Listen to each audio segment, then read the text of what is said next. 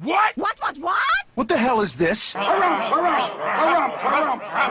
I didn't get a harumph out of that guy. Give the governor harumph. Harumph! You watch your ass. I see you shiver with anticipation. Let the show begin. Hey everybody, this is David Heretic coming at you with another edition of Reactions, Reviews, and Rants. And tonight... Okay, we're coming back to Queens of the Stone Age. Yes, indeed. Queens of the Stone Age fans, feeling you. Come on now. Here we go. This is a request from first name, last name. Yeah, that's the name. I'm not kidding you. And Manhal Kasho. They both want to see me react to this song by Queens of the Stone Age called No One Knows. Now, have I heard this song before? No. To the best of my knowledge, this does not resonate with me in any way, shape, or form. However, there's always a possibility I may have heard this song in passing and I just don't realize it. So as always, if I start listening to the song and I suddenly go, wait a second, I recognize this song, I'll let you know. That's the truth. You know me, I'm going to be honest with you guys. This was posted by Queens of the Stone Age, okay? And the video has 2.6 million views. It'll get you there. Other than that, there's really nothing else left to say. Link to the original video will be down below in the video description for your viewing pleasure at your leisure. Let's get started. What do you say? Are you ready? Are you ready? Because here we go. All right, here we go. No One Knows. That's all we got. But we got the album cover here, Queens of the Stone Age. Songs for the Deaf. That's the name of the album? Okay. Looks like a tuning fork. Kind of like that. Song for the Deaf, tuning fork. Okay, yeah, I guess I can see that. All right, let's do this. All right, boy, let's do this.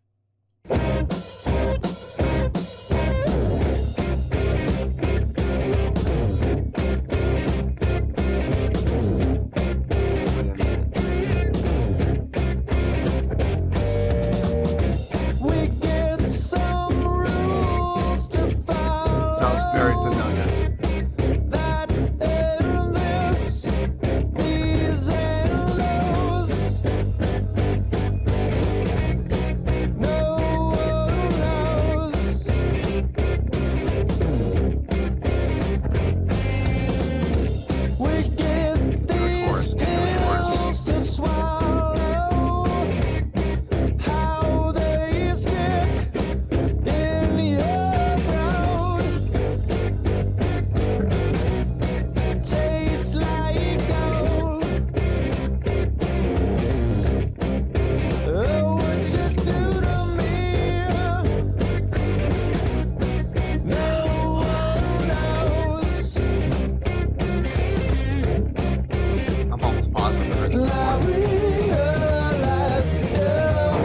Yep, okay.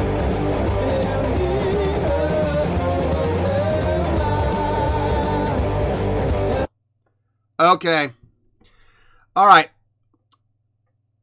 Full disclosure.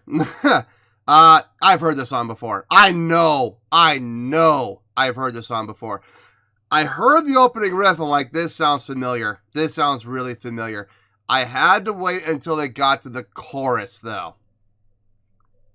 Once I heard the chorus coming, with those legato chords, I was like, okay, yeah, now I know for a fact I've heard this. Okay.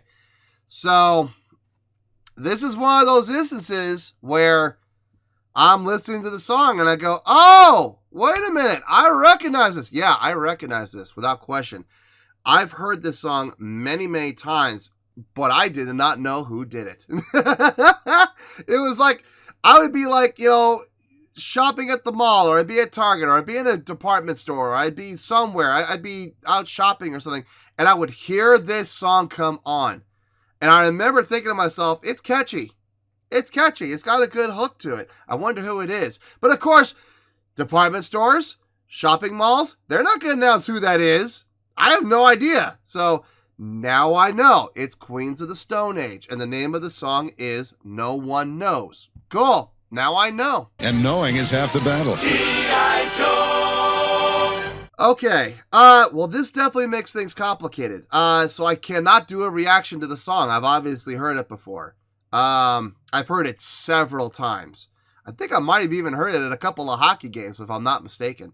But here's the deal. I mean, I'll still gonna listen to it, and I'll still give it a review. It's just, it's not gonna be a reaction, that's all. So, just keep that in mind, okay? It's not a reaction. I've heard it before. So, yeah. Trust me, we'll figure it out. We'll ride this roller coaster together.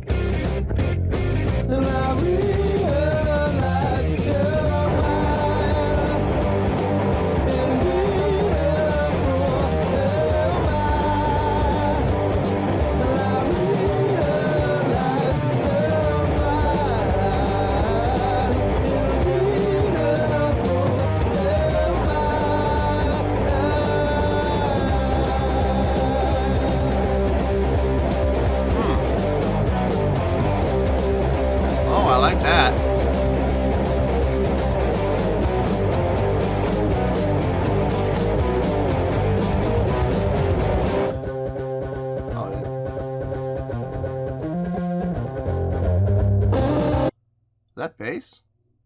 Hold on. I like that. It's like the ba ba ba 1 2 3 1 2 3 4 5 6. Breaking it down to that triplet feel like that. That was smooth. That was smooth. Dug that. Don't remember that from when I heard it.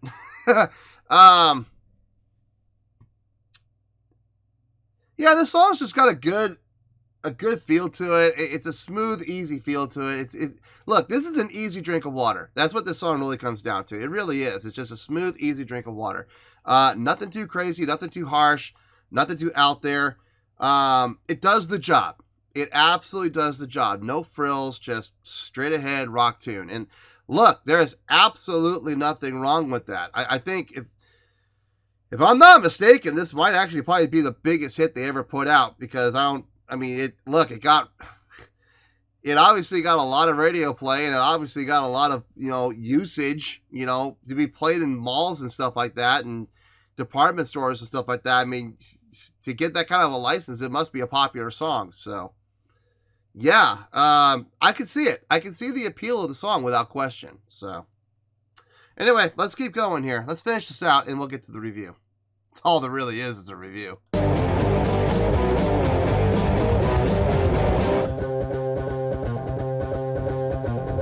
Yeah, that's bass.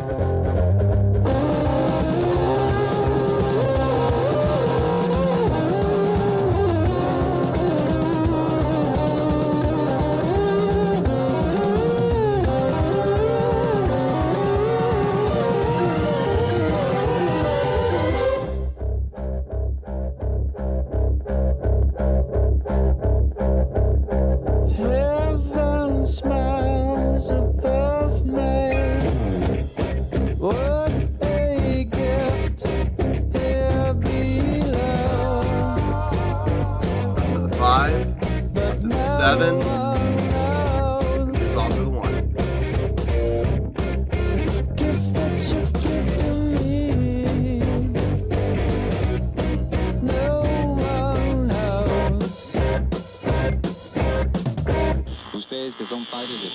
Buenas tardes, señoras y señoritas. Aquí está el DJ Héctor Bonifacio Echeverría Cervantes de la Cruz Arroyo Rojas. Esta es la radio Quetzalcóatl, la estación donde el rock vive y no muere. Vamos a escuchar un par de temas de Queens of the Stone Age. Primero vamos a escuchar First It Giveth. Qué música impresionante, temible y verdaderamente ahora. Van a ver, aquí va, aquí va, aquí va, aquí va.